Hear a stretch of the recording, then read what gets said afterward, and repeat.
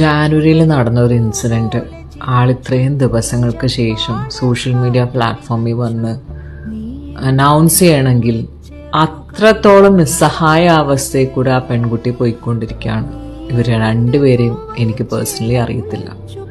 എന്നാൽ ഞാൻ ഈ വീഡിയോ കണ്ടതിന് ശേഷം എനിക്ക് മനസ്സിലായി ആ ലേഡി ഷീസ് ആൻ ആക്ടർ എന്നുള്ള കാര്യം.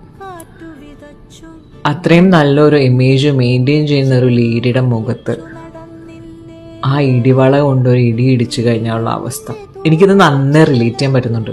അന്ന് എനിക്കൊരു ഇടി കിട്ടിയപ്പം പല്ലൊന്നും പൊട്ടിപ്പോകാഞ്ഞത് എൻ്റെ എന്തോ ഒരു ഭാഗ്യം കൊണ്ട് മാത്രമാണ്. ദയവേത് ഇങ്ങനത്തെ സിറ്റുവേഷൻ അനുഭവിക്കുന്ന ആൾക്കാർ ആദ്യത്തെ ഇടി കിട്ടുമ്പോൾ അവിടെ നിന്ന് ഇറങ്ങി വരാൻ നോക്കുക, അല്ല എങ്കിൽ പെട്ടുപോകത്തേ ഉള്ളൂ.